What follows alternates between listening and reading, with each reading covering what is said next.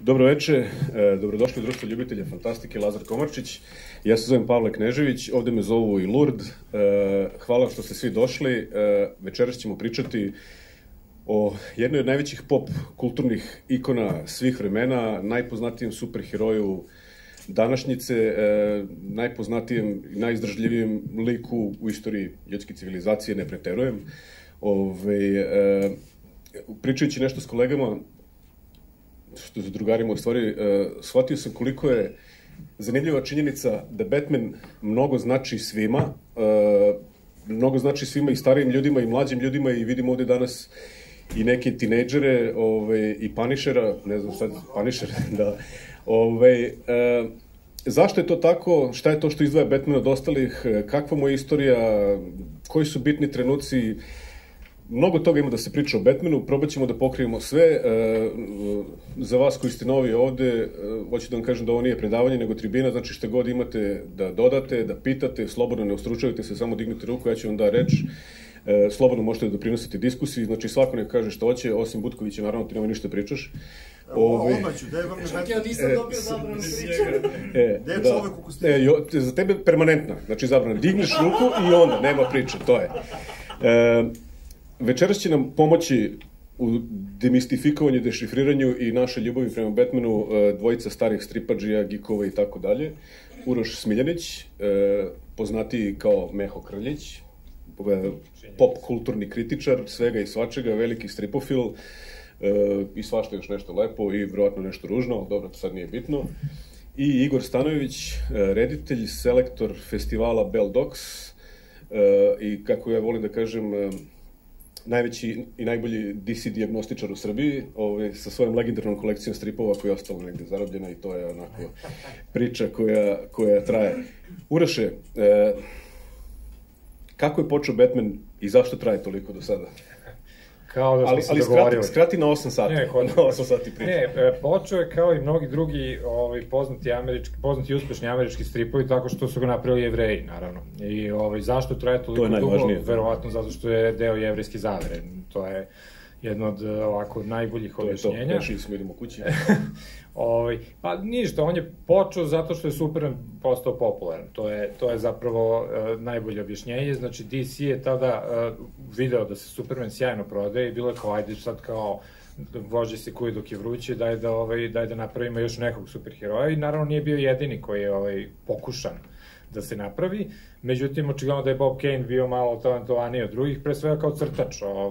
On je inspirisao se raznoraznim stvarima, očigledno Zorom, to se vidi iz grafičkog dizajna, ali i Shadowom. Znači, on je spojio tu neku vrstu vigilantizma koji smo imali kod Zorova, znači bogat, plemenit čovek koji se krije iza maske i crne odeće, sa tim nekim urbanim noir, pulp, slightly gothic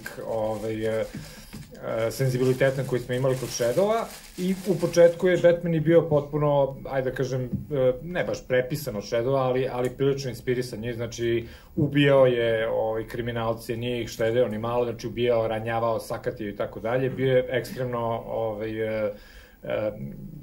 nepraštajući nastrojen prema njima.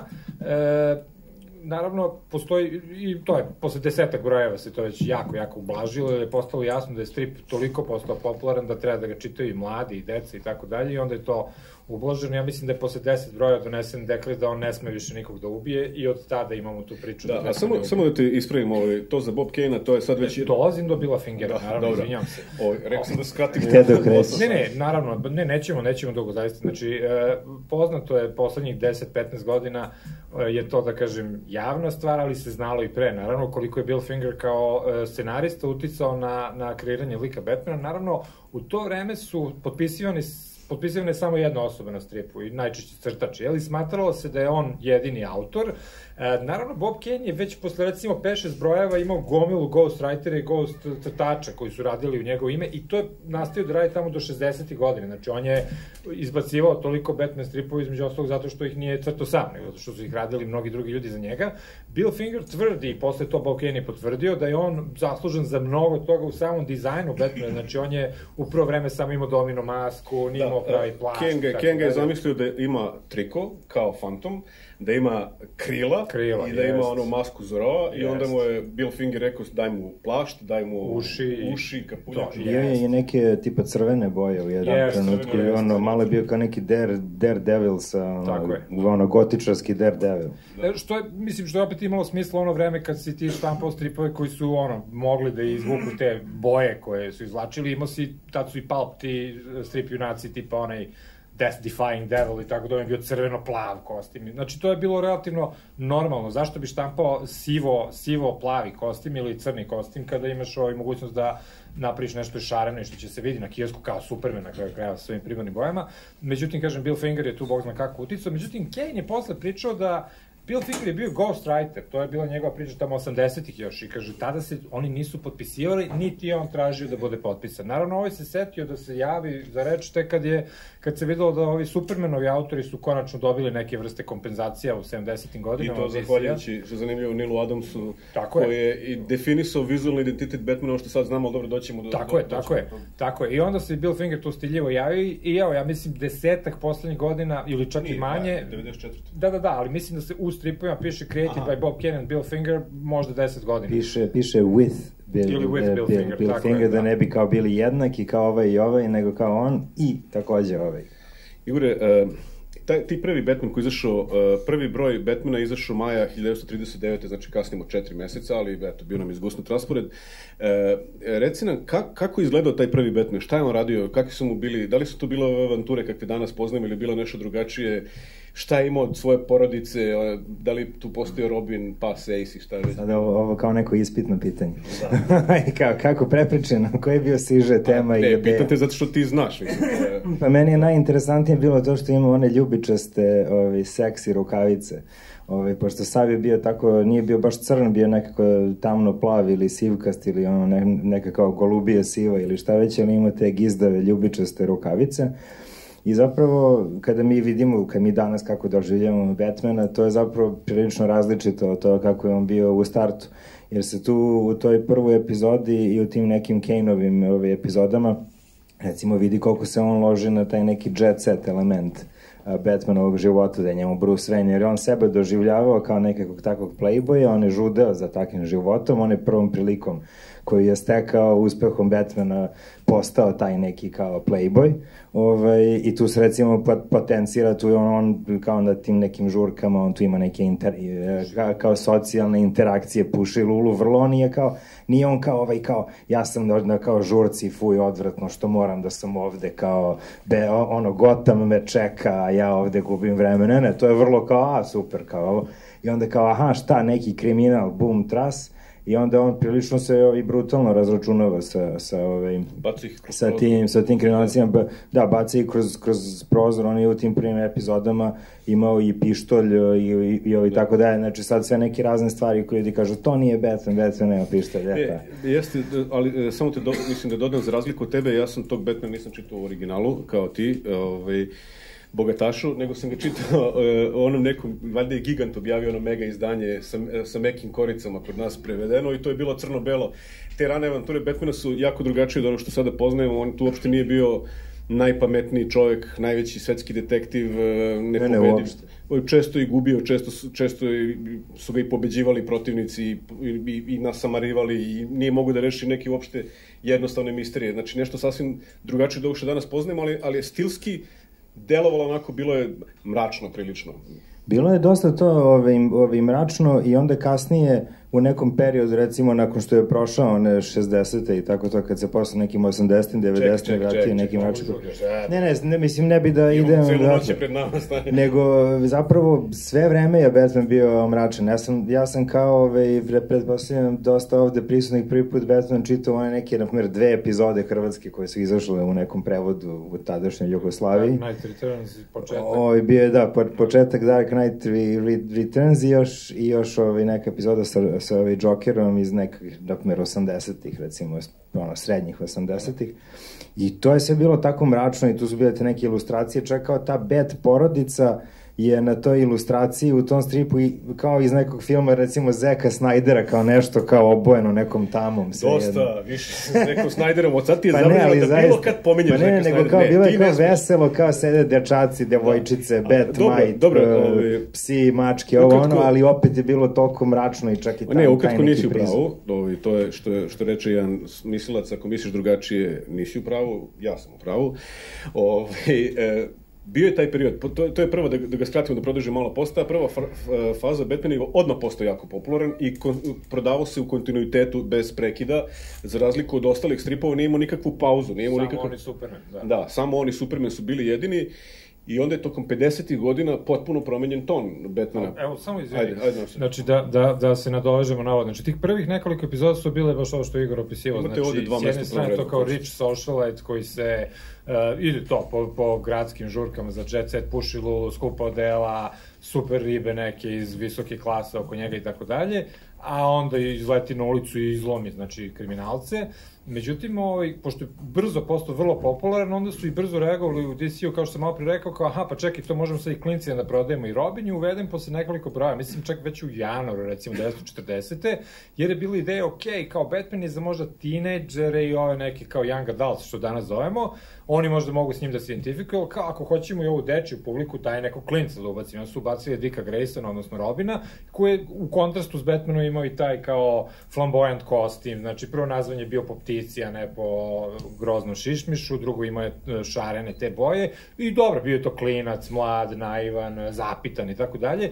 I tada je, ja mislim, Bill Finger je baš pričao kako Batman je bio kombinacija Douglasa Fairbanksa i Sherlocka Holmesa u tim njihovim prvim epizodama, gde je bila ideja to da ume da se pobije, ali da kao ume i da reši neki slučaj, mada je činjenica da u prvo vreme mu to nije mnogo išlo od ruke, ali kao ograničavalo ih je to što on bi morao pričati sam sa sobom, kao da mrmlja sebi u bradu, aha, sad kako bi ovo mogu da rešim. I onda su ubacili Robina između ostalog izgleda da bi on imao s kim da priča. Znači da bi imali praktično jedan Sokrat i Platon odnos, gde ovaj može kaže da li ti misliš da je ovako i kaže sigurno jeste, viš kako si glupi, naivan, elementari i tako dalje. I onda je to tako kroz 40. su uglavnom gurali tako, 50. su uveli, znači, ne znam, Batgirl, odnosno Batwoman prvo pa Batgirl, jer ideja opet bila kao ajde da širimo još više kao porodicu, stripovi treba budu malo veseliji, prošao je bio Drugi svetski rat, treba malo da bude to sve simpatičnije. Batmite. Da, Batmite je uveden početkom 60. kako se dobro sećam, ali tada već napravim kao nagli zaokret, jer su superherojski stripovi već postali relativno neisplativi. Samo jedan sekund, ko ne zna da li svi znaju ko je Batmite i zašto je... Sigurno ne znaju. Zašto je on zanimljiv? Značajan. Pa reci. Igor je? Pa Batmite je nekakva vila, mislim, nešto, nekakva...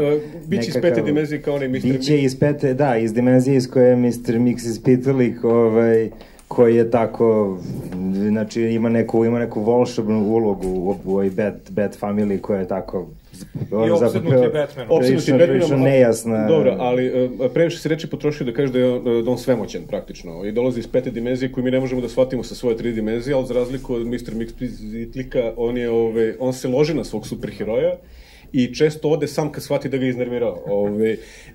Pričamo o Batmite-u zato što govorimo koliko je tad napravljen potpuni drastični zaokret uopšte u izdavanju Batmana. To je maltene jedna relativno oštra podela, znači u zlatnom dobu je Batman bio relativno ozbiljan do nekih, ajde da kažem, do kraja Drugog svjetskog rata, u smislu da su njegovi stripovi relativno odražavali nekakvu socijalnu, ne možda komentar i kritiku, ali makar socijalnu percepciju američkog društva. Znači nije bilo onako, bilo je to kao ulični kriminal, ne znam, organizovani kriminal, znači manje naučne fantastike, manje svemira i tako dalje.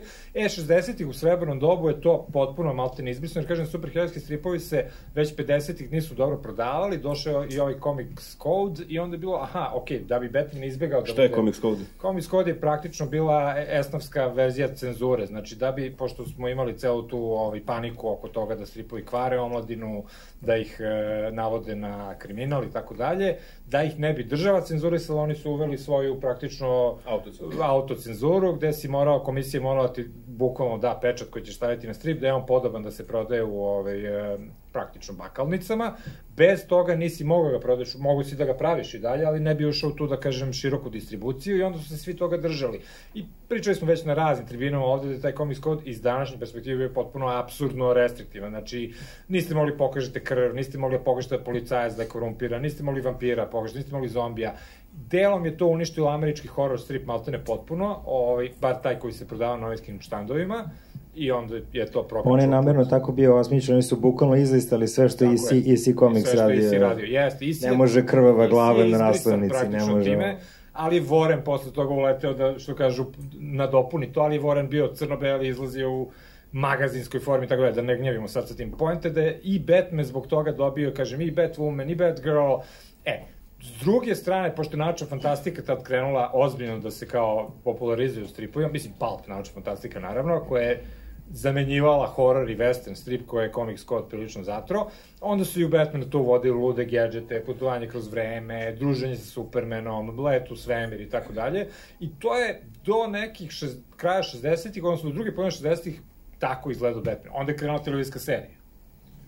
Televizijska serija koja je bila potpuni kemp. Ali, da ne bude sad da pričamo samo previše izdanjima, sve je zanimljivo, isto ono ne znaš odakle kreneš. Kako je Batman kao lik počeo? Šta je to što ga definiše? Njegovo poreklo svi znamo, živio je srećan, bogati život i onda su se vraćali iz bioskopa, Joe Chill je ubio njegove roditelje. On je rešio da se posveti borbi protiv kriminala, počeo da vežba nauku, borilačke veštine, da bude jak i da bude obsesivan i kad se vratio u Gotham sa 25 godina, recimo, shvatio je kako je to zlo i šta bi on mogao da uradi sa tim, ali shvatio da nije dovoljno posle jednog obračuna da mora da utera strah u kosti kriminalcima. U tom trenutku je slepi miš mu upao u sobu i on je rekao, ja ću da postanem slepi miš. Jedna od stvari zašto Batman toliko opstaje i zašto ga svi toliko volimo, bar ja mislim, je po tome zato što može da bude uzor inspiracija svakome. On nema nikakve nadprirodne moći. On sve što postiže može da postigne svako od nas kad bi trenirao 20 godina i bio jako pametan i imao milijarde. Imao puno para. Imao puno para, da. Njegove supermoć je novac. Da. A mislim, to je kao vic iskorišćen u Justice League film, međutim, to je potpuno tačno. Mala digresija, predno 11-12 godina, još se nećem kada je Ed Brubaker pisao Iron Fist za Marvel i onda je bio intervjuisan tu od strane nekog urednika i to je, kaže, pa kao, zašto sad Iron Fist, kao, ko želi da čita u 2000 nekoj godini, kaže, pa he's a kung fu billionaire, kao, ko ne želi to. Batman je isto to, samo na mnogo više nivou, znači on je, ne samo da je nesagledivo bogat, potpuno, znači, nemogući bogat, i on je time čak uspostavio jednu potpuno onako paradigmu i za kasnije superheroje tipa Ironmana, tipa Iron Fista i tako dalje. Green Arrow. Da, Green Arrow, naravno, koji mu je malte nesavremenik, ali da, ista priča. Znači, s jedne strane nezamislivo, s druge strane, on je i plemenit. To je sad stvar koja je onako prilično odgovorna za njegovu, po mojem mišljenju, za njegovu dugotrajnu popularnost. Znači, on je ono najbolje iz zapadnog društva što vi možete zamisliti. Znači, on jeste bogat, on je jako lepo vaspitan, finih manira. Pa ne samo iz zapadnog društva, mislim, vi pričate, ja sam stariji malo od vas, ja sam Batmana počeo čitam 80. godina, mislim, ja. Da, dobro, pričam za ovog Igora. Ili neko od vas, ne znam ko se seća, ima dosta mlađih, to je bila druga država, drugo vreme, potpuno, mi nismo znali šta su zapadne vrednosti, ali svi smo volili Batmana jer smo razumeli šta se dešava u njemu, razumeli smo zašto je on bolji od svih, zašto je drugačiji, iako nismo imali stvarno šta je zapad, ni šta je zapadne vrednosti. Kažem zapad, naravno ne mislim isključio to kapitalizam i bla, zapadna kultura, znači od Grčke preko hrišćanstva pa nadalje. Znači sve levo od Rija. Da, praktično. Znači ta neka vrlina, kako je mi shvatamo, jer je on, eto, pretrpeo veliku žrtvu, ali je onda tu svoju ogromnu traumu pretočio u borbu za bolje društvo. I znači uvek se potencira da on štiti slabije od tih nekih ljudi koji vide ih da ih naštete, brani svoj grad i tako dalje. Da, brani svoj grad. I ima neki elementa, mislim, sad to...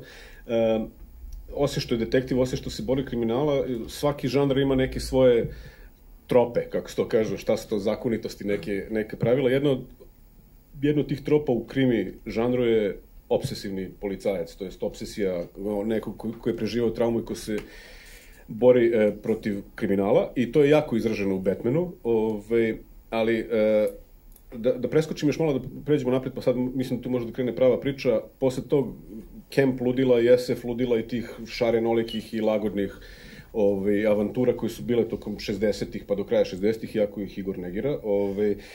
Ne negiram da su bile. Mislim da je jedan od ključnih trenutaka za Batmana uopšte, jedan od dva ključnih trenutka što se mene tiče, vi ćete reći, je kad su ga preuzeli Neil Adams i Sam O'Neill. I oni su poslali Robina na koledž, preselili su Batmana iz one Bat-vile u centar grada da bi bio bliže kriminalu. I Sam O'Neill je rekao posle... Dennis O'Neill, da, Sam O'Neill je glumac, da, Dennis O'Neill je rekao da je prosto hteo da vrati strip svojim počecima.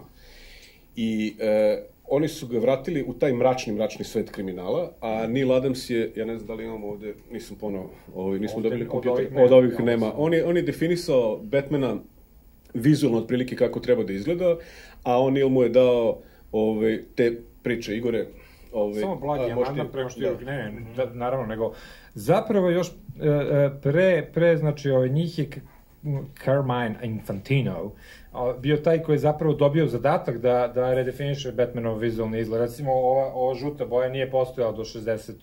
ili 9. na logotipu i to je bila jedna od stvari koja je bila ono kao, čak i, ne, više se ne sjećam, mislim da ovde piše, ali sad mrzije tražim, koji je to bio broj Batmana, da je to bilo kao new look, je reklamirano na... Mada vi kad sad pogledate sada i 10 godina pre toga, nama je to sve slično, ali tad je već napravljen taj zaokret i se strip jako loše prodavao. On se super prodavao dok je serija išla. Serija je 2 sezone bila sjajna i posle toga više nije bila popularna. Strip je onda isto pošto slabo se prodaje i onda su rekli, okej, ili ćemo da ga gasimo, ili ćemo nešto drastično da uradimo i onda je to ovo što si ti rekao. Da. Igor, pre nego što ti ispričaš kako su izgledali Adamsovi Neilovi Batmani, šta se dešavalo, samo da podsjetim, kogod hoće iz publike bilo šta da pita ili da doda, reci. Pa, vidite, u Supermanu Crveni sin, Batman je kao bio nešto zao protiv Supermana i imao je bombu u delu i ubio se, što me to jako pogodilo, što je on bio kao zao i ubio se bez razloga i borio se protiv Supermana. Ne znam zašto su tako napravili. Alternativni univerzum, izmanipulisani. Nije baš bio zao, borio se protiv sovjetskog komunizma, pored komunističke pošasti u Sovjetskom savezu, tako da... A dobro, mi tad nismo znali u to doba da li je Sovjetski savez zao Amerika dobra, stalno su nas klackali ovde. Ne, to je Mark Millar pisao, nije to baš toliko staro. Da. Znali smo, to ću kažem. Igore, Adams O'Neill... Pa da, Neil Adams je, mislim, ja ne mogu da kažem da je meni Neil Adams nešto baš omiljeni ilustrator Batmana, ali on je prosto se pojavio u jednom trenutku kada je postojala jedna škola stripa i on se pojavio kao sa nekim totalnim realizmom, sa vrlo detaljnim crtežom, sa puno senčenja, sa onako, kako tako da kažem, klasično studiranim pozama tela. I onda prosto kad se on pojavio, to je bilo ne samo za Batmana, nego to je bila jedna bomba uopšte na polju stripa, uopšte uzev. Znači, nakon njega se mogu videti odjeci toga sve do negde onih prenabuđenih 90-ih, gde je neki to je neki kao Neil Adams na svim steroidima ovog sveta, gde je konačno taj neki stil pukao. Ali kad je on došao na Batmana, to je bio on apsolutno najbolje nacrtani strip u tom trenutku koji je izlazio. I to je praktično postao house style za DC u tom trenutku, znači svi drugi crtači su praktično... Tako je, posle su i Green Lantern i Green Arrow i svi živi ispratili. Vi kad čitate Batman iz 70-ih, to se menjaju se, znači, ne znam, Verni Changa je crto između ostalog, koji je tušer više nego crtač, ne znam, Jim Aparo, naravno, ali svi crtaju isto. Znači, svi crtaju kako ga je praktično definisao. Da, uvijek je to onaj Batman koji ima plašt koji mu onako pada, pa mu vidiš ruku koja se nazire tu se sliva ta kiša, tu je njegovo lice je kad je nešto baš u nekom onako fotorealističnom grču. To je posle, recimo, ne znam, njegov neki poklonik bi mogao da se kaže, recimo, Todd McFarlane, tipa Spawn je kao neka dalja verzija Neil Adamsovog Batmana, u suštini. Da, praktično sve do Millera je to bio Batman. Znači, tek je Miller sa svojim to kao malo japanskim uticajima nešto promenio u vizualnom izgledu Batmana. Mislim, on se ložio na Adamsa, naravno, kao i svi, ali je imao svoj neki pristup. Znači, da, zaista, Adams, mislim, ja često kažem, meni je Jim Aparo to kao definisao, i meni isto. Ali Adams je u principu taj koji je Jimu Aparo pokazao kako to treba da izgleda. I tada su te Starlinove priče sa Aparom baš onako jedan od udarnih perioda Batmana i što se mene tiče. On ili uveo u priču i Ra's al Ghula, to je Ra's al Ghula, kao višedecenijskog ekološkog teroristu, ubicu, koji je imao drastično uticaje na ostatak, to ima i dan danas uticaj na ostatak mitologije Batmana, ali tu dobijemo taj još jedan deo. Znači, treba reći da taj Batman koji se menjao 60-ih i taj koji su oni promenili 70-ih, to su bili veliki rebootovi se dešavali u DC-u i neki mnogi junaci, na primjer 50-ih je Flash bio promenjen, pa je umjesto ovog Jaya Garricka došao Barry Allen. Batman se nikad nije menjao. Njegovo poreklo je uvek u svakoj varijanti ostajalo isto, manje više sa... Dobro. Kako kažu, well, actually. Činjenica je da nije, da, Batman je, znači, jesi teo nešto? Sve do 90. Samo sad kad je već Gula pomenuo Rasal, kad je bila ona varijanta dok smo još u poreklu, zašto je on ostao popularan s vremena od početka? Mislim, da li je dovoljno to što je bio bogati milionar koji pušio po Lulu ostaro, ili mislite da ima dosta uticaja na ova njegova galerija negativaca koju mislim da ćemo doći do nje. Okej, ali... Dobro, može. Mislim, ne, sad vratimo se na 40. i na 39. i njegovu Martine odmah popularnost, koji stvarno, realno, niko drugi nema tako dobru tako dobre negativce i konstantne kao Batman. Da, pa apsolutno. Ali mislim da ćemo doći do njih. Nego samo ova znači situacija koja je pomenuo Lourdes, znači praktično svi drugi superherojski serijali su prestali da izlaze 40-ih ili 50-ih, samo su nastavili u kontinuitetu, znači uključujući Wonder Woman i tako dalje, nastavili su kontinuitetu Superman i Batman. Kada je, znači to, Flash ponovo počeo da izlazi, ali ovog puta kao Barry Allen, imali smo, znači, onaj poznati Flash of Two Worlds, poznatu epizodu, gde se Barry Allen sreće sa Jayem Garrickom u snu, međutim, pokazuje da to nije stvarno san, da postoje dve paralelne zemlje, Zemlja 1 i Zemlja 2, kontraintuitivno, naravno, ova savremenija zemlja, Zemlja 1, ova iz 40-ih i Zemlja 2, ali to je bio način da se objasni kako ti novi osavremenjene verzije superheroja, tipa Green Lantern, tipa Flash i tako dalje, zašto nisu to baš isti ljudi kao oni iz 40-ih, zašto su, imaju drugačije poreklo i tako dalje. Kod Batmana je i moralo i to da se udene, tako da postoji znači Batman sa Earth One, znači stara verzija Batmana. Ja, evo sad, da budem iskren, ne mogu da setim kako se kanonski objašnjava gde se razilaze ta dva Batmana, ali jedna od stvari po kojoj se zna njihova razlika je ta da je na Earth One, znači ta stara verzija Batmana, je prestala da bude Batman, postala policijski komesar, oženila se Catwomanom, da ne kažem, Selinom Kyle, imali su ćerku koja je postala The Huntress i ona se čak 70-ih, recimo 77. negde, pojavljuje na Zemlji 1, upoznaje se sa Batmanom, Robin naravno odmah napadne da se bije, s njom ona ga prebije, onda ona kaže ja sam u stvari ćerka Batmana sa Earth One, ovi se šokiraju kao neverovatno, daj da je vodimo kod Batwoman, da je ona nauči kako bude superheroj i tako dalje. Tako da postoji, znači, i to, iako on nikad nije prestao da izlazi i nikad nije napravljen oštar razlaz sa kontinuitetom. Ajde da skoro cijelo istoriju pola sata, super, ali samo da dođemo do, za mene najvažnije dekade, pa onda možemo da pričamo o svemu ostalom, to su 80-te, tu smo videli nekoliko ključnih stvari koje su se desile, prvo Frank Millerov Dark Knight Returns, je li to nešto od ovih tvojih? Da. Miller je napisao Batmana onako tom isto još mračnijem stilu, ali ga je napisao u budućnosti gde je on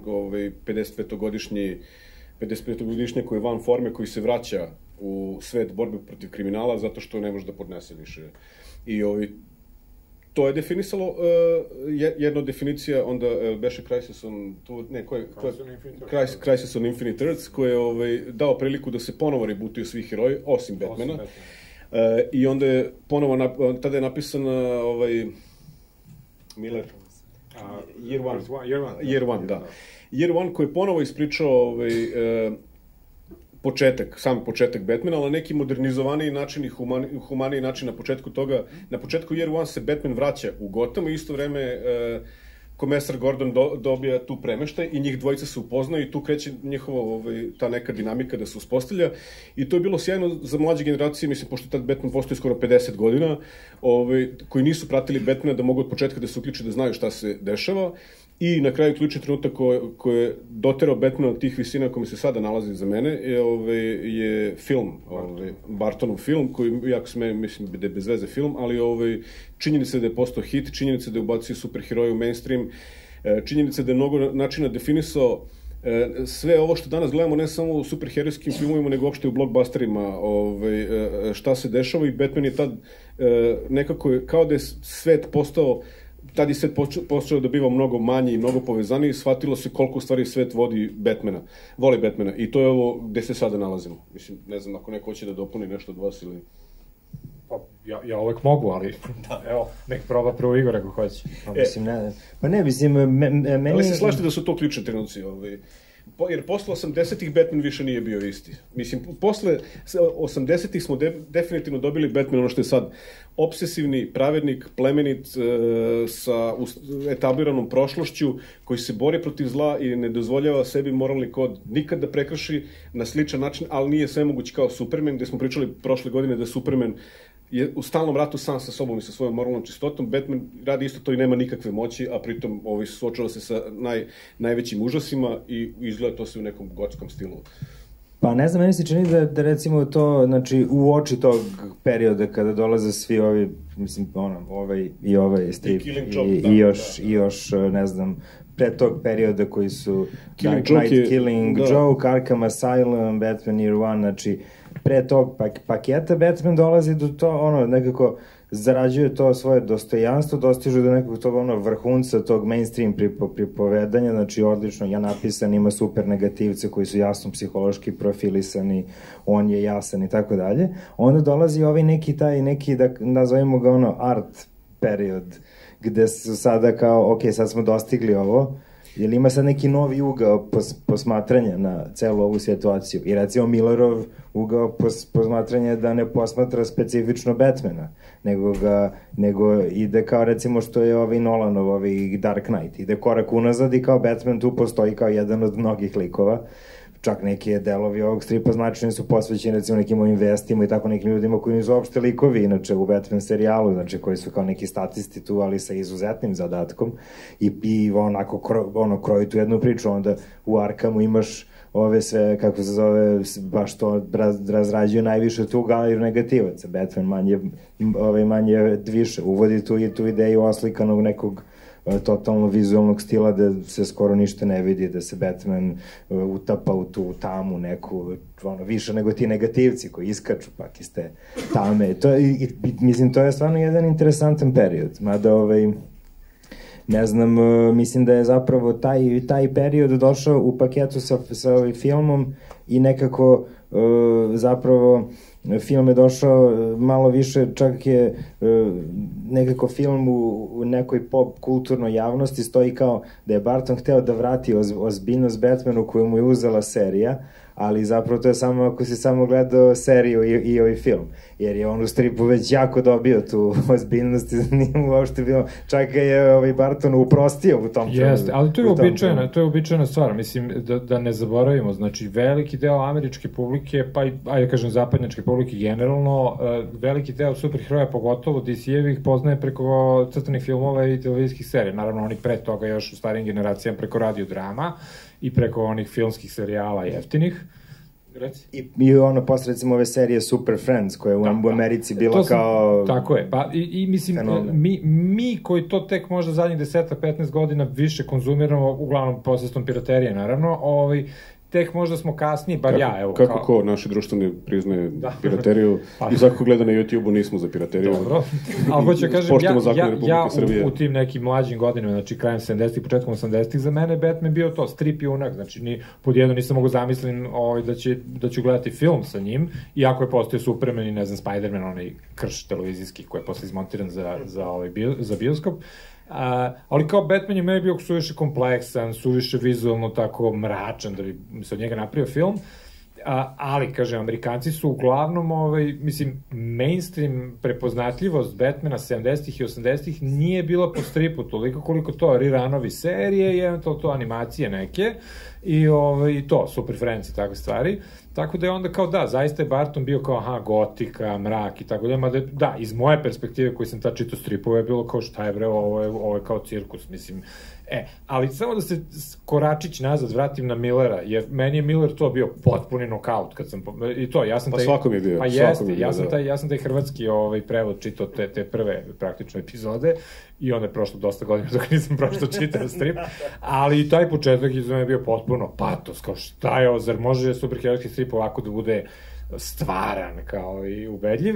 I sad činjenica, sad Millera sam ja volao i sad, mislim, ne mogu da kažem da ga danas mrzim, ali ovo što danas radi je katastrofa. Čak i ovaj Superman koga sad radi osrednji u najboljem slučaju, a Batman je upropastio potpuno sa All-Star Batmanom, ali Ja volim All-Star. Ja volim All-Star Batman. Zašto? Dobro, crtao ga Jim Lee, ajde, ima neki redeeming point. Ali da, taj Dark Knight... Čekaj, pitaš zašto volimo All-Star Batman? Kako ti se govori na... Are you retarded?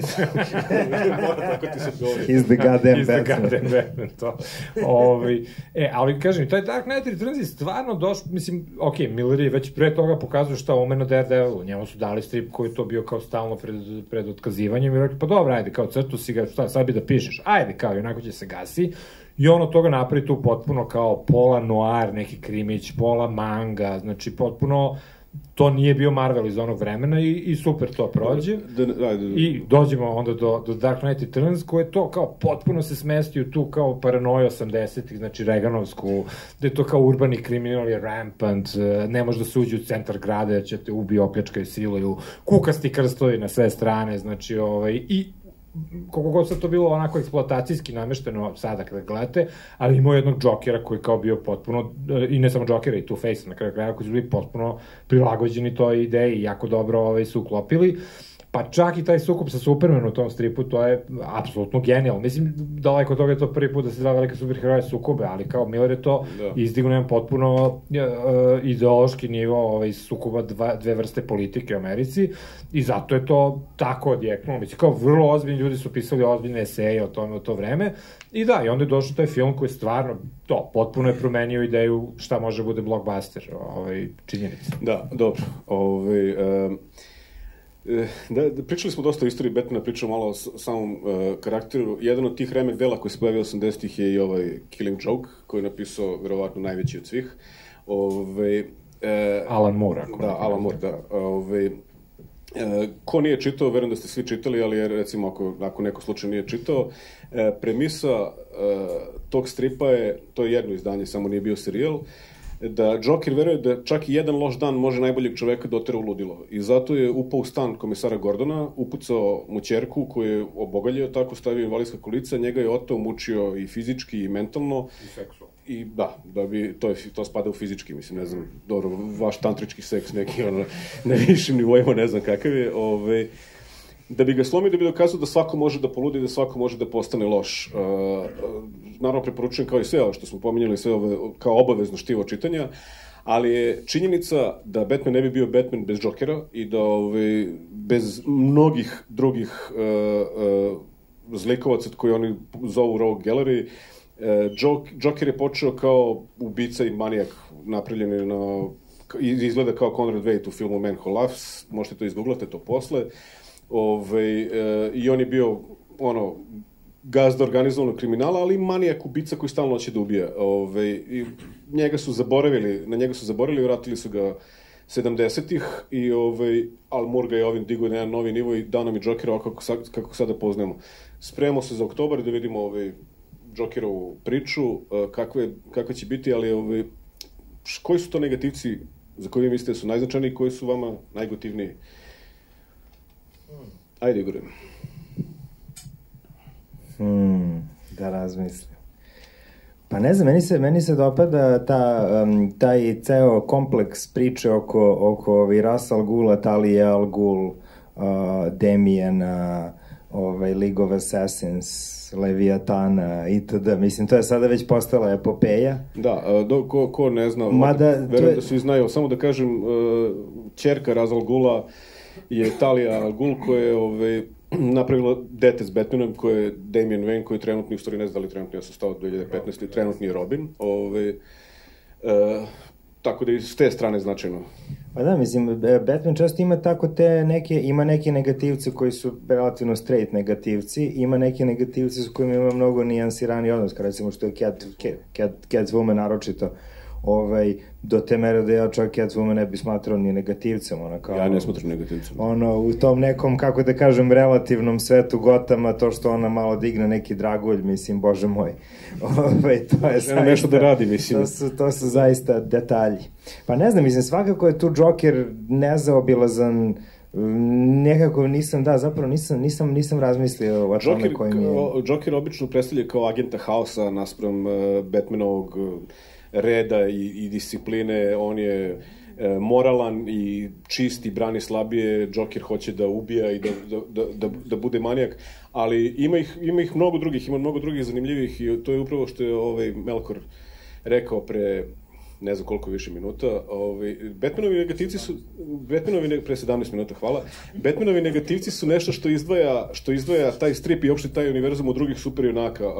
Čak i rani njegovi negativci tipa Clayface, koji je negativac takav što je on propali glumac koji saznaje da će da dobije otkaz i onda nekim igrom slučaja stekne moći i onda krene da ubija ekipu tog filma iz koje je dobio otkaz. Znači, nije samo nekako može da menja oblik zato što je čovjek od gline, nego ima vrlo temeljitu izgrađenu priču iza njega. Man-Bat, kao suprotna strana Batmana, ludi naučnik koji se pretvara u džinovskog slepog miša i koji je zao.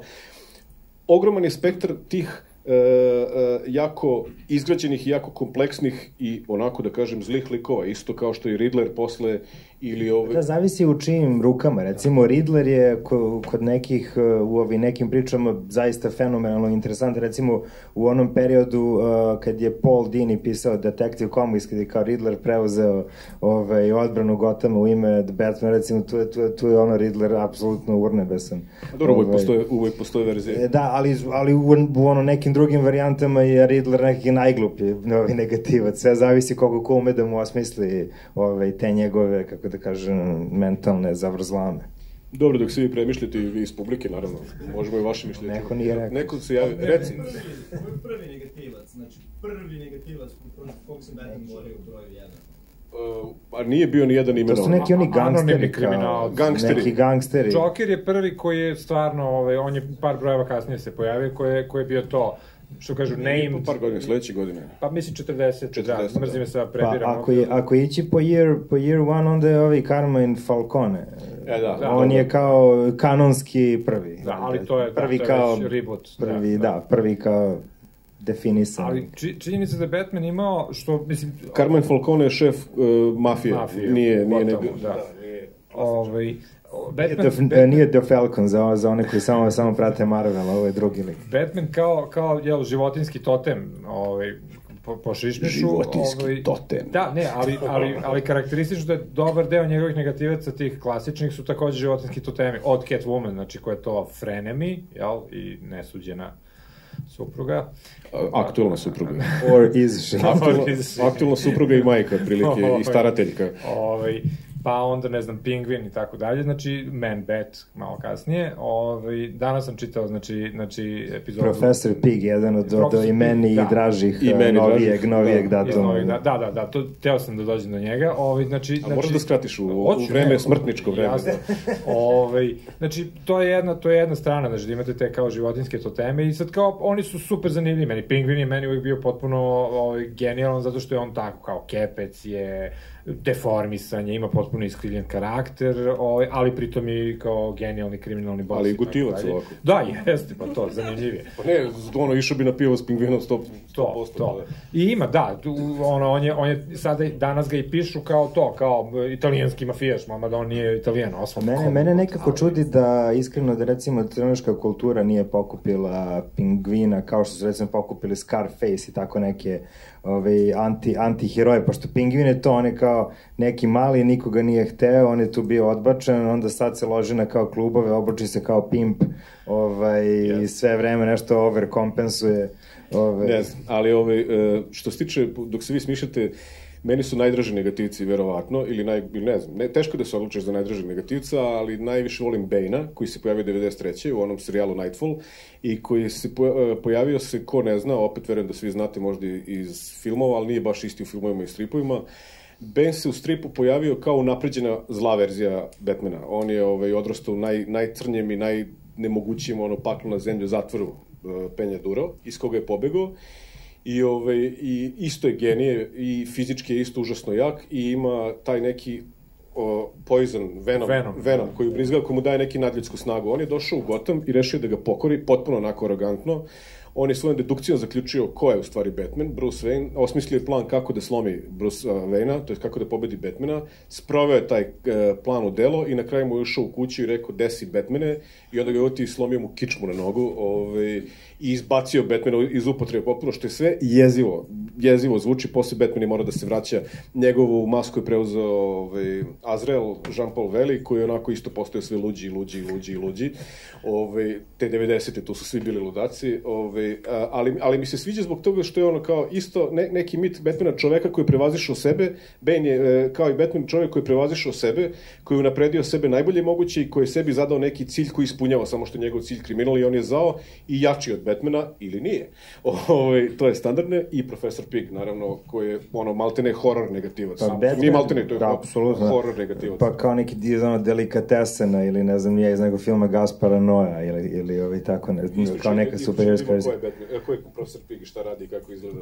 Pa on ima tu majicu svinje, imate neke svoje, mislim, masku, imate neke svoje minione. Nego ja sam teo da se samo da kažem, zato što mislim da će ti, pa samo kažem ja, moje omiljene, ipak pričamo nešto drugo mislim. Da, Profesor Pig je, znači, ima masku svinje i ima svoje, njegovi ti poslušnici, sledbenici, on im ubrizga neku tečnost koju im slomi volju i pretvori ih u neke bespolne, bezlične njegove sluge, a lice im stopi sa maskom svinje i obuče ih u haljine. I to je, on želi da uradi to celom Gothamu i to je bukvalno horor. To je, znači, čitate i ovo kao ne čitaš superherojski strip, nego čitaš horor. A pojavio se u vreme kad Batman nije bio Bruce Wayne, što je još gore.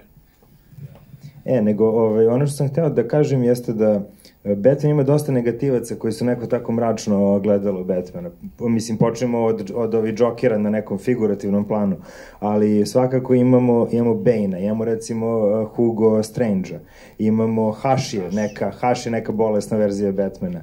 Imamo sada u ovom Court of Owls Lincoln March, koji je opet kao neka krivo...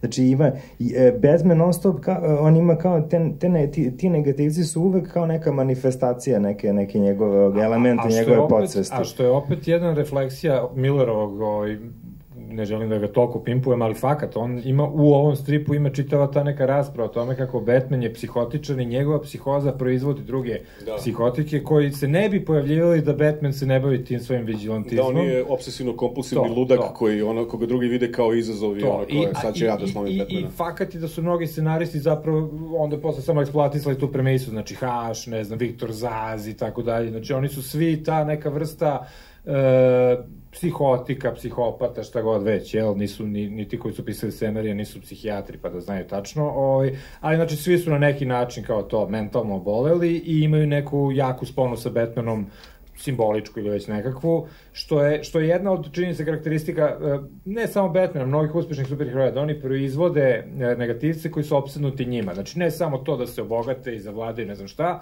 nego da im je uspeh u životu da nadmudre ili pobede na neki način tog svog arhineprijatelja.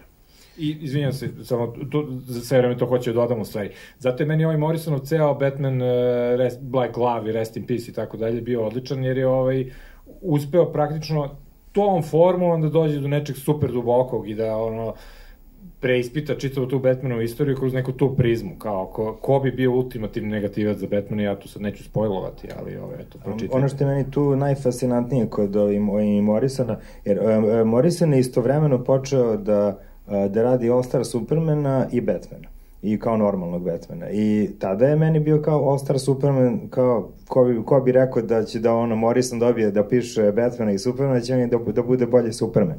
Međutim, vremenom, kad je postojalo jasnije šta on zapravo radi u tom svom ranu, je to zaista nešto fascinantno, jer on je sažeo sve zamislive verzije Batmana i nekako stavio ih u istu ravan i kao da je, hteo da pokaže da i onaj Tananana Batman, i Neil Adamsov Batman, i Kaneov Batman, i Fingerov, i ovo da ti tu imaš nešto što je Batman u svim tim inkarnacijama, a šta je to što je Batman? To je to je mislim ono što je i Bojan postavio pitanje, zašto je to, šta je tu, mislim, Batman je jedna sumanuta ideja. Sad ja tebi dođem i kažem, pravimo strip. Mislim, ne sada, zato što sada mi imamo sve te heroje koji su. Ali tad si imao Supermanu koji je relativno straight, on nosi neki triko i to je to. Sad dolazi jedan tip, a on je multimilioner i oblači se kao slepi miš i ovo i ono i kao, mora da je tada zvučalo kao apsolutno debilna ideja. Ali ta ideja postoji 80 godina kasnije i nikome od nas nije baš verovatno najjasnije šta je tačno u toj ideji što je toliko moćno bilo da preživi do današnjeg dana. Nego postoji 80 godina i mi i dalje nismo dešifrovali Batmana. Stalno otkrivamo nešto novo oko njega, iako svako od nas misli da sve zna o Batmanu, bilo koga da zaustavite na ulici, ne mora da bude stripofilm ko je Batman, znači otprilike nešto, ko malo pomognete znači i za Batcave i Arsenal i za Martu Wayne. Da, i Martu. Znači za perle, da su pokidali perle. Perle se na srpskom kažu biseri, ali dobro. Može i perle, ima edicija perle i Daške kuće Darku. Reci, pa ne, dve stvari, kao, zar nije Batman prodat čisto vizualno? Se Kane pojavio, mislim, u smislu da kad je bio onaj konkurs za nove stripove, za nove auto, on je donao nacrtanog Batmana i ovi su rekli, ovo je super, imaš priču, pa nema, ajde kao nešto ćemo da spisimo. Pa jeste. Nije bilo to. Ne, hoću kažem, nije bilo te sulude priče u startu, nije bilo piča za Batmana, jer je on prodat na osnovu kao one ideje, mislim, koliko ja znam. Postoji, znači, ta ideja da je on milijunaš i da je... Otišli su jedan deo medija, sad možemo divljamo. Postoji, znači, ta ideja da je kao o tom dualnom identitetu i, međutim, to njegovo poreklo je tek nekoliko brojeva kasnije, znači, kako su mu ubili roditelji, kako se on zarekao na osvetu i tako dalje. Tako da je Kane i Finger su naknadno u hodu razvili tu vrstu korena njegovih i tako dalje, ali je taj dualitet, znači, brutalnog, znači, borca protiv kriminala, ali baš brutalno, znači, ovo danas što radi, to je ništa, čak i u Batman Rest in Peace, gde sa bejsbol palicom ide i mlati, to je zaista ništa, odnosno ono što je radio u prvim epizodama. I s jedne strane i s druge strane to kao playboy koji pritom daje u dobrotvorne svrhe pare i tako dalje i obara cice s nogu i tako dalje. Znači, ta vrsta kontrasta je postojala od početka i mislim da je to, opet, kažem, on nije bio prvi. Zorro je očigledno bio koji je stariji, znači, nekih 25 godina ili 20 nešto godina. 19. nastao. 19. tako je, da. 20 godina tačno.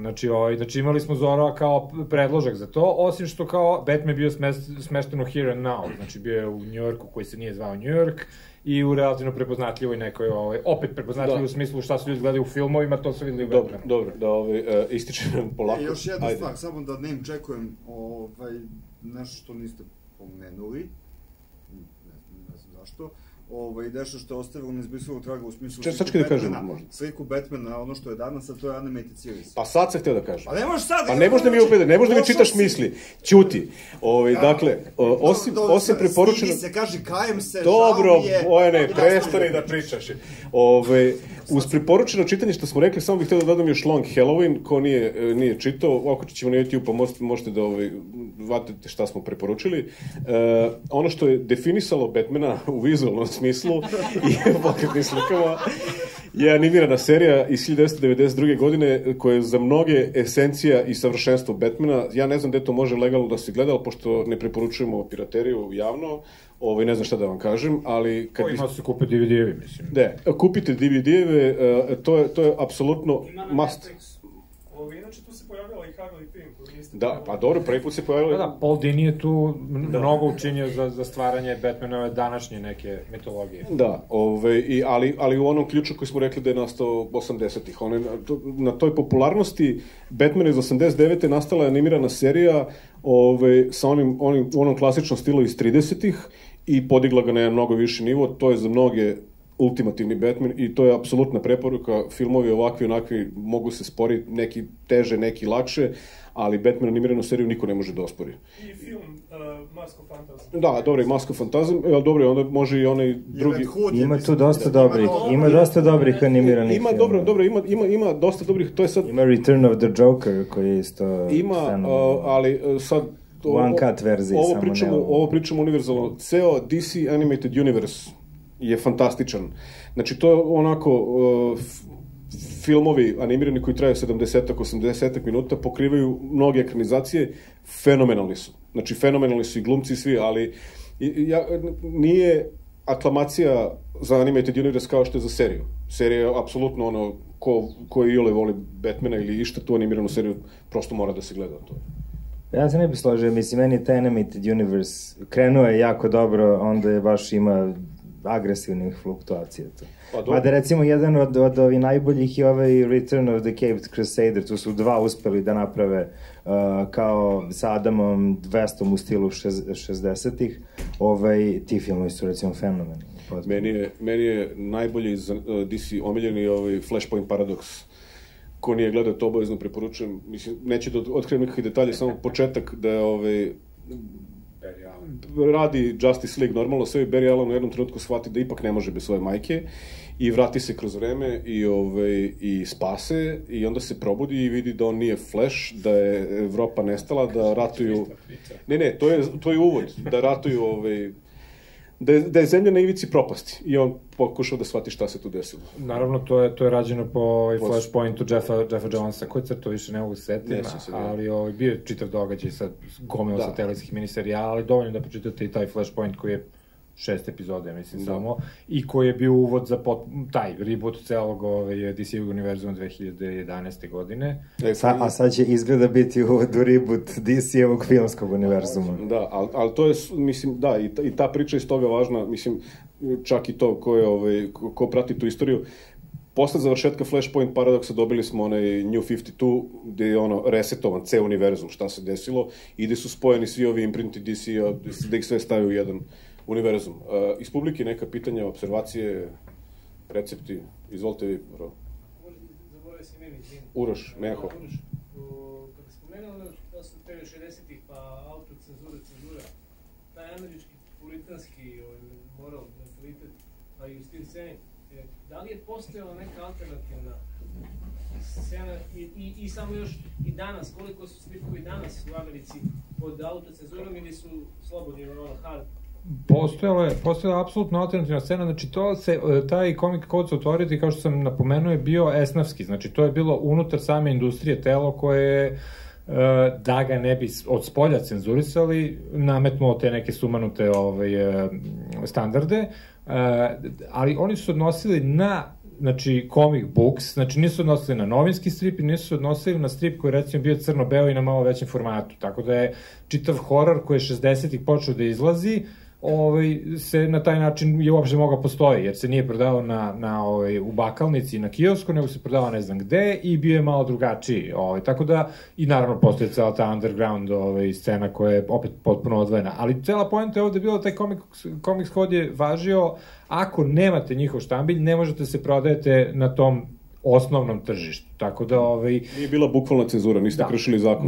Niste kršili nikakav zakon. Samo vam izbiju pare iz džepa. I mislim, kako bih rekao, znači prvi ozbiljan, malo izlazimo iz teme, ali vrlo brzo, znači prvo ozbiljno kršenje toga je bilo u Spider-Manu, od svih stripova, jer jedna od stvari bila da droga ne može nikako se pominje, znači ne smije da postoje reference na narkotike, onda je Stan Lee napisao priču koja je to kao Harry Osborn se navukao na barbiturat ili više ne znam na šta, pa ga onda Peter Parker provalio, međutim kad su poslali to na ocenu, ovi su rekli, pa kako, mislim, izvinite, droga, i kao Stan Lee rekao, ma baš nas briga, idemo, i naravno svi koji su otkupljivali su, do tad Spider-Man su otkupili i tada i naručili, i tad je krenula ta erozija, i 70-ih se to erodiralo, 80-ih je praktično i napušteno. Tako da, znači, postojala alternativa, nije to toliko bio ni puritanski moral, znači, bukvalno se radilo o tome da smo imali, znači, psihološko tumačenje stripova, koje je bilo vezano i sa onom strahom od komunizma i tako dalje, pa se na to svela cela ova priča, kao što danas, igre uništavaju klinci, tad se uništavali stripovi. danas igre uništavaju klinci i pravi ih seksistima i mizoginima. Rasistima i sve. Batman je u Carstvu tvoje bio star kao neki deda, a u Hellboyu se bio, što je čudno, pojavljivo da pomogne nešto Hellboyu u borbi. Jeste.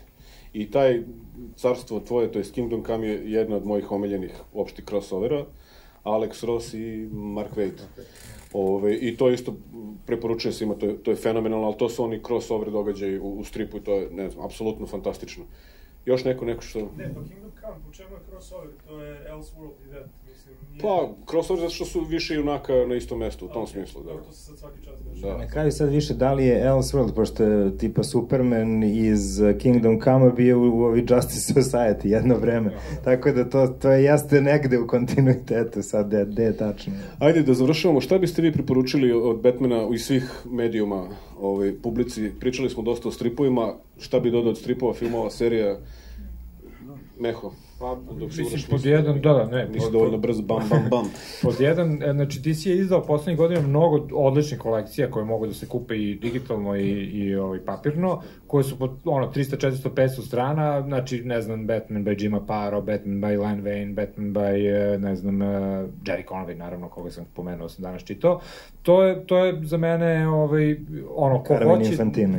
Da, Carmine Infantino i tako dalje. Znači, ko hoće, što kažu, malo da vidi tu Batmanovu istoriju, to su sjajne kolekcije. Veliki broj tih priča je self-contained, znači pročitate jednu ili dve epizode, dobili ste čitavu priču, znači nema crossovera, nema mnogo sad tu da vi morate da ispredite 50 brojeva, znači to pod jedan preporučujem po ukusu čovjek da vidi šta ga zanima. Od novih stvari meni je naravno kad je Morrison preuzeo, mislim ja sam volao i pre Morrisona sve ovo što je rađeno i Judd Winick i tako dalje, pa i Ed Brubaker ga jedno vreme pisali, on pisao Detektiv, više se ne sećam, ali u svakom slučaju dobro je sve to bilo, ali kad je Morrison preuzeo, to je za mene stvarno bio jedan onako, čak i ja sam to prve dve priče bio, pa dobro, ja volim Morrisona, nije ovo loše, ali kao, međutim, zaista kad sam video šta radi, zato sam i donao Black Glove i Batman Rest in Peace, su te dve priče kulminacija Morrisonovog rada i zaista su, potvrđuju Batmana na mnogo nivoa, a i redefinišu ga na neki način. Naravno, Dark Knight Returns kao, taj neki touchstone za 80 i ono što je definisalo Batman kako danas znamo. I ja moram kažem, meni je King of Batman, znači koji ide zadnje 3 godine, vrlo udoban za čitanje, znači ne morate, on ima neki crossover sa Flashom i tako dalje, ali nije nešto dramatično da vi ne možete da ispratite sad ove priče ako čitate samo Batmana, znači Detective Comics ima potpuno odvojene priče i ne morate ih pratiti ako ne želite, možda i tu ima lepih stvari, ali ovaj Kingov je, to malo pre nego smo počeli, sam ja pričao sa Lurdom, vi tu nemate mnogo zapleta, imate tu i tamo, ali zapleti tu postoje na maltene onako nivou da bi imali opravdanje da gledate te likove i da se kao radi njihove studije. Kingov Batman je superherojski strip isto kao što su Tarantinovi filmovi. Ljudi sede i pričaju. Otprilike tako. I naravno, mislim, fantastični crtači ih rade, tako da čak i ako vam se ne dopadne sam strip, mislim, Lee Wicks, recimo, je uradio nekog epizoda, ja bi sve te table držao na zidu. Igore? Pa evo recimo... Samo se to da dodam, za Kingovog Batmana, mislim, to je meni definitivno najprijatniji Batman za čitanje, tako da, ako ikome znači. Dobro, znači. Ne znam, recimo, protivno popularnom mišljenju i možda zdravom razumu, ja jako volim Nightfall, koji nismo baš preporučili, ako smo se osvrnuli na to. Volim ja Nightfall, ali teško je preporučiti. To je ovo gde ovi Batman polome. Mislim, to je zaista, to je ogromna priča, kroz milion različitih stripova i tu zaista ima svega i svačega, ali ima nekih stvarno fenomenalnih stvari. Ako bih morao da bunarim nešto što se ređe čita, ja bih preporučio Rakin run na Batmanu koji je bio negde početkom 2000, kraj 90-ih, baš 98. 9. 2000 recimo, taj neki period, to su ovi storyline-ovi tipa No Man's Land i tako to, Contagion i tako dalje. Tu je zaista bilo nekih, to je kada je Gotham je kao zona karantina i kao to je kao neki DMZ Batmanov. To je od nekih tih možda što niko do sad nije pomenuo. Od filmova i serija tu nema sad baš što vjerojatno niste svi pogledali. Pošto ti već pomenuo Kinga, ja bih pomenuo da kao što je svojevremeno Morrison dobio da piše Supermana i Batmana, Bendis je sada došao u DC, je dobio obrnutu ulogu da piše main Supermana i nekog side Batmana, serija se zove Batman Universe, čini mi se, koji je fenomenalan. Znači, za sad ima recimo 3 epizode. Meni je to toliko kao neki dašak svežeg vazduha, taj Batman, nemam naravno ne ništa ni protiv Kinga, ni protiv Snydera, ali je taj, recimo, Batman Universe nešto donekle u duhu i Paula Dinija i nekog tog malo, kako da kažem, razonodnijeg Batmana, ali opet ima i taj Bendisov neki onako hard-boiled. Samo ja da dodam, izvini, pošto si pomenuo Snydera, koga zapravo nismo uopšte pomenjali. Znači, Scott Snyder je pisao New 52, odnosno DC New Universe Batmana, sa Gregom Capulom na crtežu. Mislim, prvo, Capullo je neverovatan. Ja ne razumem kako je nacrtao, on nije propustio nijednu epizodu. Mislim, bukvalno sve epizode nacrtao, to znači 52 epizode. Posto ga je radio Metal, ceo Metal je nacrtao on. Isto Snyder ga je pisao, veliki crossover sa Batmanom u centru preporuka. Snyder je došao nešto pre tog reboota da piše Batmana i pisao Detective Comics, mislim, godinu dana pre toga, i to je izdato kao kolekcija Black Mirror, koja je meni fenomenalna. I zapravo mi je to najbolje što je Snyder uradio na Batmanu, ali ceo DCNU Batman koga su radili on i Capullo, koji ipak malo kao rebootuje Batmana i daje mu neke kao nove elemente njegove prošlosti, sve je to jako, jako dobro i zanimljivo je za čitanje onako. Ako bi neko da podrži domaćeg izdavača, prvi tom je izdao Dark u mom prevodu. Samo još jednu stvar, kad preporučujete različite medijume, Pingvinu, igra Rocksteadyjeve su zapravo stvarno za preporuku svaku. Dobro, nisam igrao. Jesu, ne, za svaku preporuku, apsolutno. Mislim, i u smislu šta rade sa Batmanom i kvaliteta priče, kvaliteta... Paul Dini je pisao prve dve, ako se dobro sećam. Da, treća i najslabija. Prve dve su Arkham Asylum i Arkham City su stvarno odlične priče, odlične igre, odličan Batman, u stvari. Osim animirane serije koje smo već preporučili, ne mogu dovoljno da je preporučujem. Ja bi preporučio još jedan strip koji se dešava u to vreme, u Batman univerzumu, ali nije vezan direktno za Batmana, to je Gotham Central, o policiji. I to je, to je potpuno remek delo, ako nije čitao, nećete zažaliti, stvarno. Pitanja, neko da doda nešto bilo šta, slobodno. Dobro, to je to. Hvala vam što ste bili. Možete pratiti naši Facebook stranici, imamo program za svaku nedelju. Sledeće nedelje vas čeka Paja Patak, 85 godina Paja Patka. Pa dođite i tada ako hoćete. Hvala što ste bili.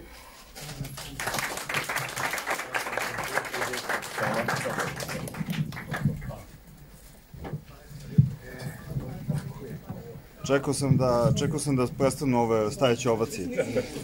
Nismo pominjali Meta Reeves. Ništa. Nema vremena, ovo je serče, sve odlično.